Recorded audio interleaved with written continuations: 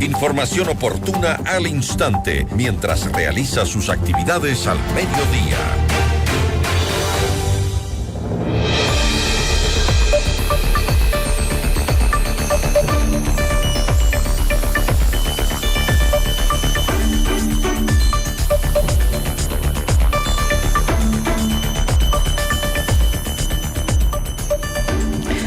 Vamos con nuestra primera entrevista del día.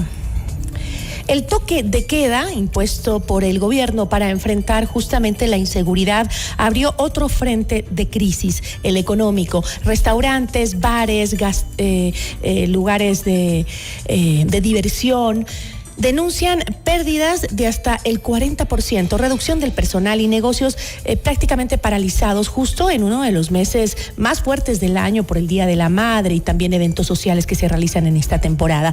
Mientras el gobierno habla de seguridad, el sector nocturno asegura que está pagando la factura y que es demasiado alta. La entrevista a la carta, en diálogo directo con los protagonistas de los hechos.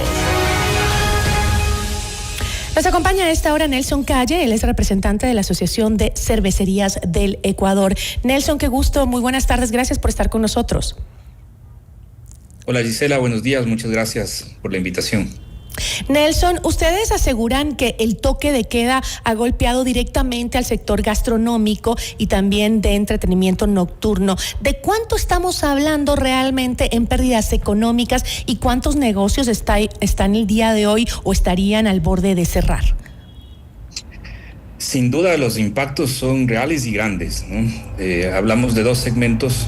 Los restaurantes están golpeados en aproximadamente un 40% de pérdidas en ventas, y el segmento de bares, gastropubs y entretenimiento nocturno, hablábamos de cerca de un 80% de pérdidas.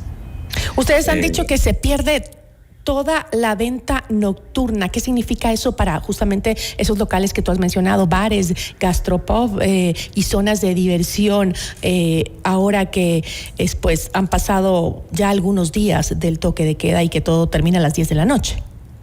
Sí, realmente hablamos de pérdidas irrecuperables. La jornada en realidad termina a eso de las 9 de la noche, porque tenemos que asegurar que todo el personal pueda llegar a la hora que corresponde y a salvo a sus casas. Lo que sucede, claro, es podemos tener ventas durante el día, pero esto no compensa las pérdidas que se dan durante las ventas de hora pico de la noche, ¿no? Donde se produce una gran rotación y tráfico de clientes. Entendía, según lo que comentaban ustedes, que mayo suele ser uno de los mejores meses para los restaurantes y los bares, justamente por los eventos que hay, el Día de la Madre, algunas celebraciones que se hacen en esta temporada. ¿Este toque de queda terminó destruyendo la temporada que podía en cierta forma ayudar a recuperarse a muchos negocios? Sin duda, hay que recordar que, por ejemplo, provincias como el Guayas ya están en su segundo periodo de toque de queda, y se esperaba que mayo sea un mes de recuperación. Y siempre históricamente ha sido un mes de ventas fuertes, con muchos eventos, conciertos, el Día de la Madre, y sin duda todo eso se vio afectado y suspendido por el toque de queda. Se volvió un mes realmente complejo. Ahora, el gobierno ha insistido claramente en que estas medidas son necesarias para combatir a las economías criminales. Le escuchábamos hace pocos minutos en una entrevista que tuvo hace poco en CNN Internacional, en donde él manifestaba que incluso Quito, gracias a las gestiones que se han hecho, como el toque de queda y demás, y las medidas que se ha tomado por parte del gobierno, pues han bajado el índice de homicidios en el 80%, mencionaba él. ¿Ustedes han sentido, es decir, el sector que es uno de los más afectados porque trabajan justamente en las noches, han sentido que las cosas van mejorando, podrían mejorar? ¿Qué han conversado con provincias como Guayas, que ya ha tenido más tiempo en el toque de queda? ¿Se siente ese beneficio de lo que estamos en toque de queda? Sin duda coincidimos con el gobierno que la seguridad es una prioridad, ¿sí? Pero se deben buscar las formas de focalizar esta seguridad sin tener que aplicar restricciones de manera generalizada. Podemos ver cantones que que antes del toque de queda ya sus índices de criminalidad, homicidios son muy bajos, casi llegando a cero, y obviamente otros cantones muy violentos, ¿no? Entonces, lo que nosotros obviamente pedimos al gobierno es que se evalúe, se generen mesas de trabajo, mesas técnicas antes de emitir este tipo de restricciones, y también se evalúen los impactos en las pérdidas económicas al terminarlos, para así poder evaluar, ¿no? Lo que nosotros evidentemente no queremos es que esto se convierta en una medida reiterativa, ¿no? Que se la aplique constantemente.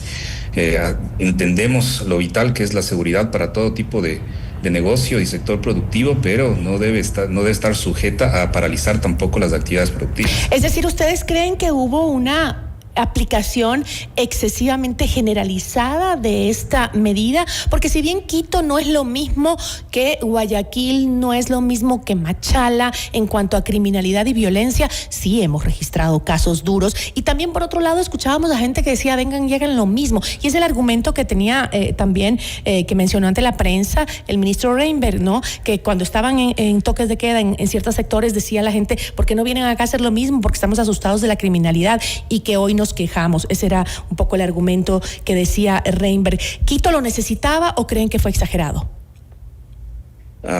Yo pienso que fue un poco exagerado, pero pienso que se puede focalizar, pienso que existen otras herramientas, y sobre todo que debe existir el tiempo para reunirse con los sectores productivos y ver las formas de compensar también cuando estas medidas sean extremadamente necesarias para la ciudad. Y claro, lo que no vemos tampoco es compensaciones al sector productivo. Justamente escuchaba que se hablaban también de posibles despidos, porque muchos locales pues no pueden sostener los arriendos, el salario, los servicios básicos en general, con las ventas reducidas que tienen ahora. ¿Ya están en este momento existiendo o viéndose cierres o recortes de personal? Creo que los vamos a empezar a ver, y esto también no solo tiene que ver con este toque de queda. Hablamos que más o menos desde la pandemia ha sido muy complicado para el sector.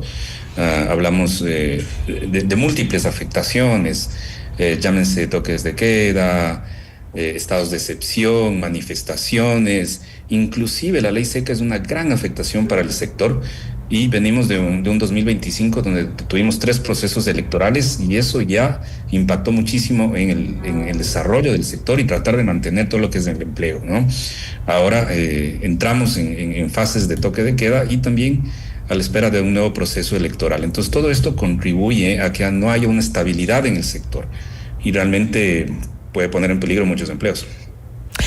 ¿Ustedes tuvieron algún tipo de conversación, los representantes de los gremios del comercio nocturno, de los centros de diversión, tuvieron algún tipo de diálogo previamente con quienes estaban a cargo de la medida para analizar el impacto económico, o nunca tuvieron ninguna conversación?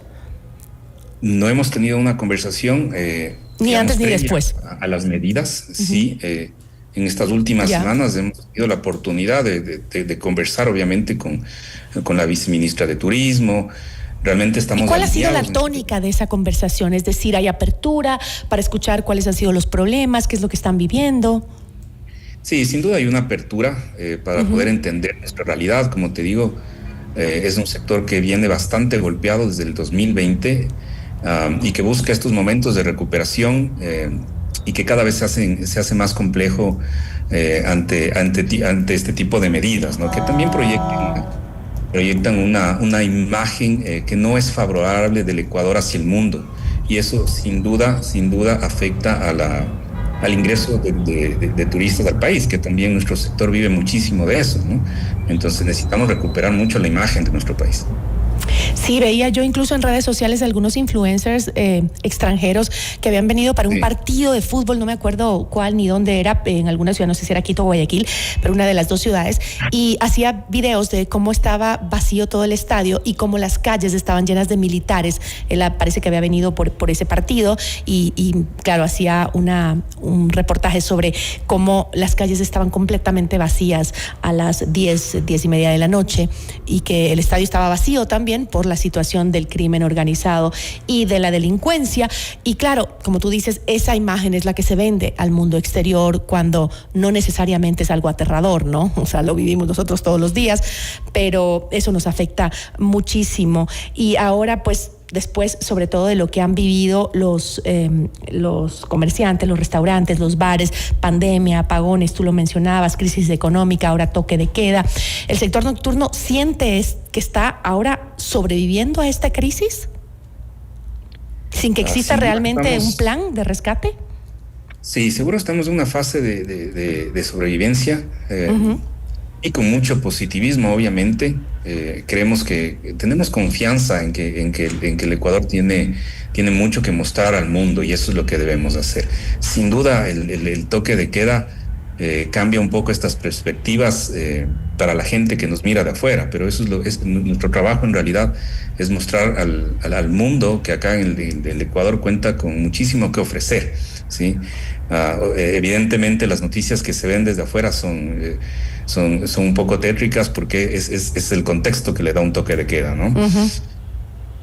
Pero estamos convencidos de que hay un camino, pero para esto tenemos que trabajar de la mano del gobierno, y por eso que para nosotros es importante que antes de tomar estas decisiones puedan reunirse con los distintos gremios y podamos evaluar técnicamente cuáles son las pérdidas y cuál ha sido también la evaluación de los toques de queda y qué trabajo productivo ha hecho para confrontar la criminalidad. Ahora, también creo que ahí juega mucho el papel de la ciudadanía, ¿no? Bueno, ya no podemos evitar, estamos en toque de queda. Es posible que la gente haya retomado la actividad nocturna más temprano para salir, no sé, a tomarse una cerveza, o lo que hacía, a cenar más temprano y para irse a casa y no dañar tanto ese sistema, porque la gente deja de salir, ¿no? Pero también hay que decirle a la ciudadanía, salgamos más temprano, intentemos hacer nuestras labores como les decíamos antes para evitar el colapso del sector. Sí, sin duda esa ha sido nuestra campaña ahora. Como asociación hemos invitado a la gente a seguir saliendo, a seguir disfrutando. ¿Y qué tal el resultado? Con responsabilidad, hacerlo antes. A ver, los resultados... quiero decir que son positivos, pero no son los mismos que poderlos trabajar en una normalidad, ¿no? Realmente, como te decía, igual el tema operativo se vuelve muy complejo, los cierres tienen que ser muy tempranos, y la hora pico en realidad para el entretenimiento nocturno empieza eso de las 8 o 9 de la noche cuando tenemos que empezar los cierres. Entonces sí hemos empezado a recibir gente más temprano, pero no vuelve a ser una normalidad. ¿Y lo que le piden al gobierno es compensaciones o que estos resultados del toque de queda les adviertan si es que hay una modificación para poder intervenir, ver si es que es posible hacerlo en otros horarios o focalizado, como tú decías? Sí, es un poco de todo, ¿no? Primero que nada, pedirle al gobierno que no se vuelva una medida reiterativa, que si se lo debe aplicar, lo entendemos, pero que sea de una forma focalizada y no generalizada, y que también nos inviten a mesas de trabajo donde se puedan analizar tanto las pérdidas como las evaluaciones positivas de un toque de queda. Entonces, sin duda estamos abiertos a tener un diálogo constante para, obviamente, enfrentar esto que es una realidad, ¿no? Los índices de criminalidad alto en el Ecuador, pero que también, sin duda, tienen una afectación directa a la imagen del país, al turismo y a sectores tan importantes como son la gastronomía. Nelson, le agradezco muchísimo por habernos acompañado. Esperemos una respuesta pronta del gobierno y ver cuál es la decisión, si mantenernos así o focalizarlo o simplemente ya no es necesario volver al toque de queda. Le agradezco muchísimo, Nelson. Muchísimas gracias a ti. Estuvo con nosotros Nelson Calle, él es representante de la Asociación de Cervecerías del Ecuador. Notimundo a la